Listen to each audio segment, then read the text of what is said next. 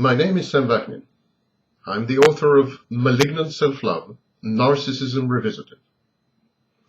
Today we will talk about abuse. Abusers exploit, lie, demean, or ignore. This is known as the silent treatment. They manipulate and they control.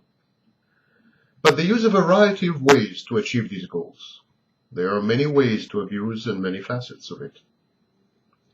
Even to love too much is abusive.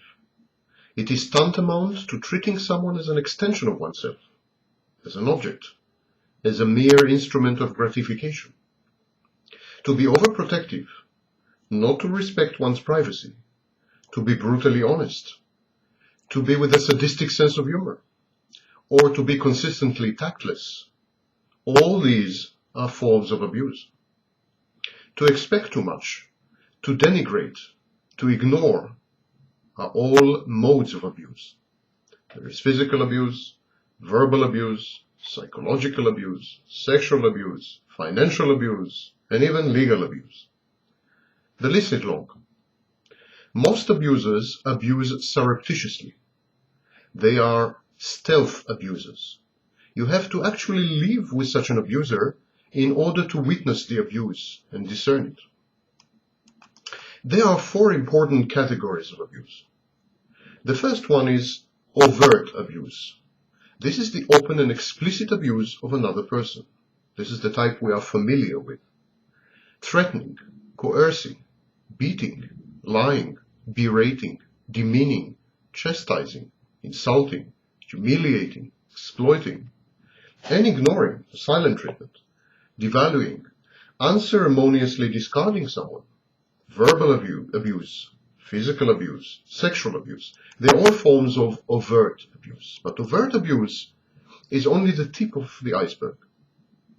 There is a second type, which is control and abuse by proxy. If all else fails, the abuser recruits friends, colleagues, mates, family members, the authorities, institutions, neighbors, the media, teachers. In short, the abuser recruits third parties to do his bidding.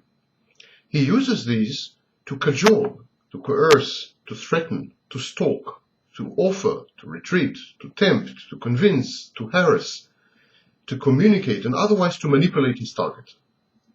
The abuser controls these unaware instruments exactly as he plans to control his ultimate prey and victim. He employs the same mechanisms and devices with these intermediaries as he does with his ultimate targets. And he dumps his props unceremoniously when the job is done. Another form of control by proxy is to engineer situations in which abuse is inflicting upon another person. Such carefully crafted scenarios of embarrassment and humiliation provoke social sanctions, condemnation, opprobrium, or even physical punishment against the victim. Society or a social group thus become the instruments of the abuser against the unwitting victim or prey. So how do you cope with such abuse? By proxy. Well, often the abuser's proxies are unaware of their role. So expose him, inform them, demonstrate to them how they are being abused, misused, and plain used by the abuser. Trap your abuser. Treat him as he treats you. Involve other people. Bring it into the open. Nothing like sunshine to disinfect abusive behavior. The third category of abuse is what I call ambient abuse or gaslighting. It is the fostering, propagation, and enhancement of an atmosphere of fear, intimidation, instability, unpredictability, and irritation. There are no acts of traceable explicit abuse. There is no manipulative setting of control. Yet the irksome feeling remains a kind of disagreeable foreboding, a premonition, a bad omen. This is what I call gaslighting, after the famous movie Gaslight.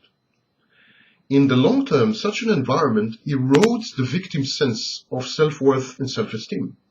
Self-confidence is shaken badly. The victim begins to doubt himself or herself. Often the victim adopts a paranoid, or a schizoid, avoidant stance, and renders himself or herself exposed to even more criticism and judgment. The roles are reversed in ambient abuse. The victim is considered mentally deranged, labil, and unstable, while the abuser is universally regarded as the suffering soul. So, how do you avoid ambient abuse? Run. Get away from the situation. Gaslighting often develops to overt and then to violent abuse. You don't owe anyone an explanation. Simply get away. You owe yourself your life. Bail out. The fourth category is covert or controlling abuse. It is composed of a few tactics. The first tactic is unpredictability and uncertainty. In professional terms, intermittent reinforcement. Let me explain. The abuser deploying this tactic acts unpredictably, capriciously, inconsistently, and irrationally. This serves to render other people around him dependent upon the next twist and turn in his mood, the next inexplicable whim, upon his next outburst, denial, or even smile. The abuser makes sure that he is the only reliable element in the lives of his nearest and dearest, and he does that by shattering the rest of the world through his seemingly insane behavior. He creates a roller coaster, a hurricane, a tornado. He perpetuates his stable presence in their lives by destabilizing their own. How do you avoid that? Refuse to accept such behavior. Demand reasonably predictable and rational actions and reactions. Insist on respect for your boundaries, for your predilections, preferences, wishes, and priorities. The second tactic is disproportional reactions. One of the favorite tools of manipulations in the abuser's arsenal is the disproportionality of his reactions. He reacts with supreme rage to the slightest offense. He punishes severely for what he perceives to be a transgression against him, no matter how minor. He throws a temper tantrum over any discord or disagreement, however gently and considerately expressed by others. Or he acts inordinately attentive, charming and tempting, sometimes oversexed. This is also a kind of disproportional, albeit positive, reaction. This ever-shifting code of conduct and the unusually harsh and arbitrarily applied penalties are premeditated. The victims are kept in the dark. The neediness and dependence of the victims on the source of justice and on the source of judgment passed, on the abuser in other words, these neediness and dependence are thus enhanced, guaranteed, nurtured, and consistently maintained. What to do? Demand a just and proportional treatment. Reject or ignore unjust and capricious behavior. If you are up to the inevitable confrontation, react in kind to the abuser's abuse. Let him taste some of his own medicine. Another tactic is dehumanization and objectification. The abuser dehumanizes his victims, treats them as objects. People have a need to believe in the empathic skills and basic good-heartedness of others. By dehumanizing and objectifying people, the abuser attacks the very foundations of human interaction.